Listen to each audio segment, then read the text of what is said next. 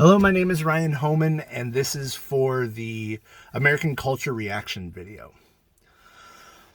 So, question one, reflection on your reaction to the article and how it depicted American culture.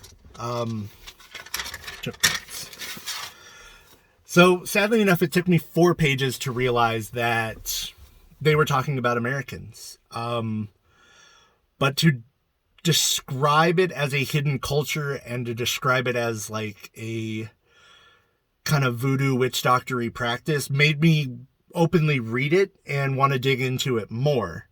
For instance, the mouth ritual, after the second and third read through, my wife and my brain both said, hey, that's going to the dentist.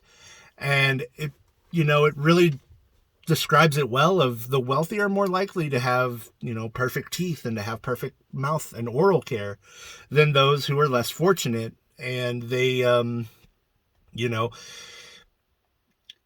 it really hammered home the fact that those who were in the wealthier end of the culture were more likely to have these better shrines and better access to the witch doctors.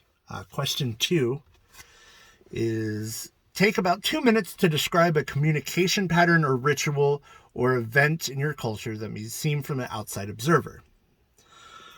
So in the United States Army, we have something called blood pinning, and it happens in the Marine Corps and the Navy and the Air Force. Everyone has their own version of it, but for us in the aviation sector of the Army, we got these things at the end of our school called wings, and these wings were to be worn on our uniform.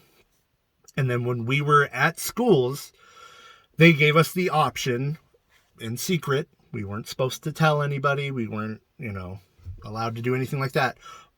But we would take the backings off, and our instructors or someone important to us would come by and pop them in the chest. And these created a puncture mark, and everybody, at least in my class, everybody did it. It was a very bonding, very kind of traditional experience that for the last 50 years was done before us. I can't really connect it to a cultural worldview or value, only that the Army values in its tradition. And, for, like I said, 50 years before at this schoolhouse, they were doing it, and they're going to be doing it still, and they're going to continue to keep doing it because it's just one of the few things that connects us to the past and brings us closer to the future in connecting us with those people. Question 3 is, describe how this pattern or ritual has changed through history. It hasn't.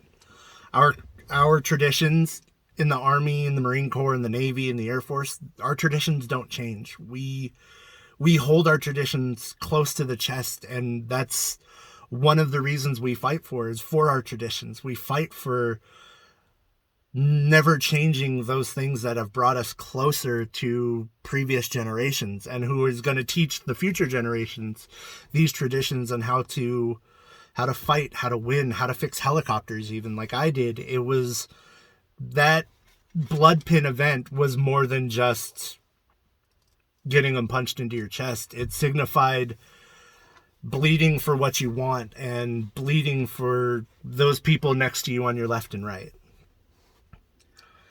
So, question 4, finally spend 1 to 2 minutes, briefly share your evaluation of these changes as beneficial or detrimental to U.S. culture. So, for the entire United States culture, it doesn't affect very much. We make up less than 1% of the United States, for those of us who joined or drafted or anything like that. We make up less than 1%.